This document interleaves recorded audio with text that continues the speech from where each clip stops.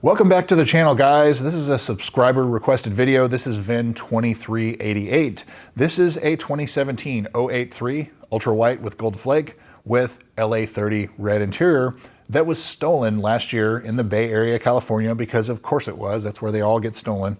Last year in around July or early August of 2025, and it was recovered about a month later. It looks like they gained access through the sunroof, as is usually the case here. Gain access through the sunroof and through the OBD2 port, which I've talked about in my security videos. That's how a lot of these cars get stolen, through a key relay attack or something like that.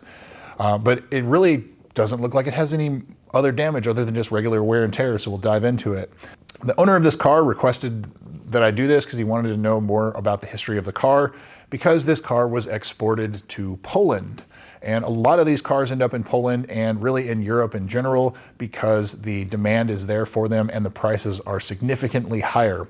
So this car will go into what he paid for it, we'll go into the other details, service history, etc. This car was stolen when it had 53,000 miles on it, and it was a one-owner car. And so if it wasn't a theft recovery total loss vehicle, this car would probably be in the area of around $50,000 to $52,000 US dollars here. In Europe, this car is easily a $65,000 or $70,000, like 60,000 euro car. Production statistics: 648 out of the 2,347 cars produced for the US 49 market. So everywhere except Hawaii. Hawaii was a separate market, were ultra white. Of those 648, 361 had LA30 red interior. White with red is the most common color on these cars. 15.37% of them had this color combination. That is 1 out of 10 for rarity, the most common color combo. Specific for 2017, however, 115 out of the 342 cars for the US 49 were ultra white. Of those, 63 had LA30 red interior. So at its rarest, this car is one of 63, but it is a very common color combination. Carfax, Epic VIN, and AutoCheck. So this is only up to when it was exported. Once it was exported, I have no further information. Carfax shows it as a one owner, one damage event in July of 2025, and it was deemed a total loss due to theft in August of 2025. California car. Epic VIN shows this as a two owner, three accident or damage, but Epic VIN, I don't put a lot of value in the accidents and things like that. It's basically every time it got moved around or shuffled, it reported it as another accident or another owner.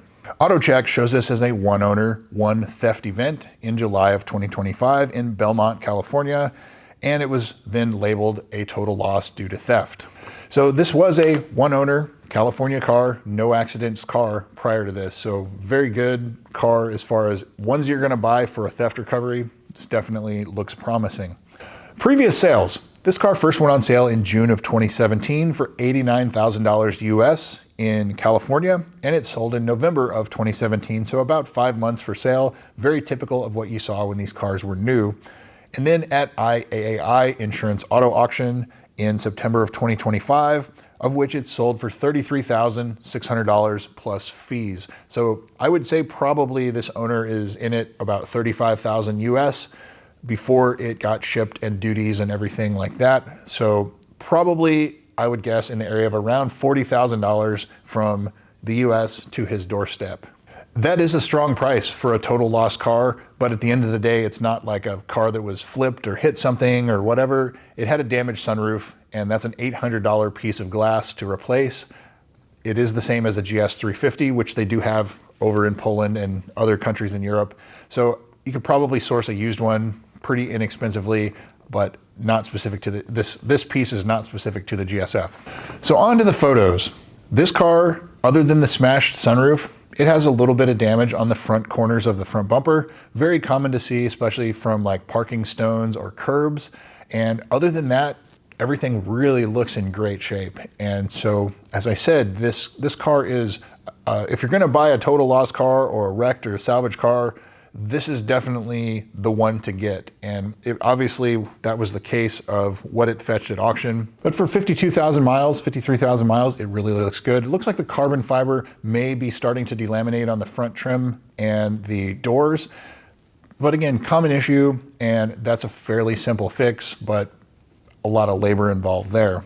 I think all things considered, it's a really good example, but it did fetch premium money for this example. The price in today's market, this car, if it didn't have a total loss history, this would be a $50,000 or $52,000 car, maybe even slightly higher, because it is a very clean example. In the US, with a total loss history, this is probably like a $35,000 car. And over in Europe, a whole lot more. And that's why so many of these that get sold at Copart and IAAI, why they go over to Europe, because there's such a strong demand for these cars over there. It's something that they had over there, but it was not, there were not a large quantity of them there. So now into the service history. This car is really well serviced too. And so this is what the owner is very much interested in. The first entry of note is May of 2018. The JLB recall was done. That is the high pressure fuel pumps. Replace those, so no issues with them cracking or starting on fire or anything like that. February of 2019, there was a complaint about the heated or cooled seats not working. The tech noted that they are working, but it takes a little while to heat up. Pretty common on these cars to see these kind of complaints in the service history. The heated and cooled seats in them suck. That's the only way to put it. They're not great. They don't heat well, and they don't cool very well at all. They're ventilated, and they don't ventilate very well. June of 2020, the KLG recall was done. That's also called the 19LE05. That is the location where it may show, the GPS navigation may show you on, or you're on the main road, it may show you off to the side, and this fixes that. Also in June of 2020, the left front shock was noted as leaking. So the 17s through the 2020s had the adaptive damping shocks, and they had a defective internal O-ring in them, even when they were brand new. 15 miles from new or 70 or 80,000 miles from new, they were leaking. And so they're not very expensive to replace, at least here in the US, like $200, $250 per corner, but it is something that you have to watch out on these 17 through 2020 cars. And at that service, that shock was replaced. So the left front was replaced. Look at the other three if you're going through this car. July of 2025, the car was reported as stolen and recovered. They took it to the dealer. It may have been taken to one of those street takeovers, and the rear tires were showing the steel belts. The suspension and exhaust were noted as being scraped, but the engine and transmission was tested and good, and no other codes stored. So what is not done? Coming up very soon is the 60,000 mile service, 105,000 kilometers. That is the spark plugs, that is the brake fluid, really in-depth inspection on everything else. But what else would I do? I would still replace the transmission fluid. I would replace the torque vectoring differential, the gear oil, and the two modules.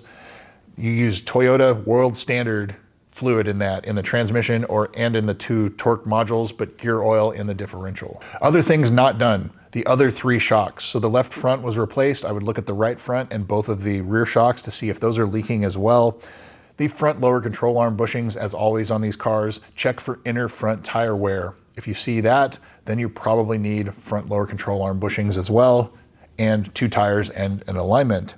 The carbon fiber trim, as we talked about in the pictures, that it looks like it's starting to delaminate, so that will continue, especially Poland. You know, it gets cold up there.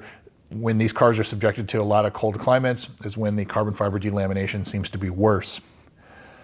And the big one, the valley plate. As always, the coolant valley plate, it's heat cycles and time. It's not necessarily mileage that affects it. So I would definitely put a scope down underneath the intake manifold and see if you can see any of the pink crusty coolant. If that is the case, it is a pretty expensive fix, but other than that, it's just kind of the regular things I see on this car. So finally, would I buy this car? I think as far as rebuilt, salvage, other total loss vehicles go, this would be the one to buy. Yeah, I think it would be a great one to just jump in and go and enjoy it, because it was a one owner, low mileage, Southern California car. And so now it's in Poland. I hope you get to enjoy it. Obviously it'll be back on the road because all it really needed was tires and a sunroof. So go enjoy it. I think it was well purchased, and if you're going to resell it, you'll definitely do well on this. So congratulations, and that's what I've got for you. VIN 2388. Thanks again for watching. We'll see you soon.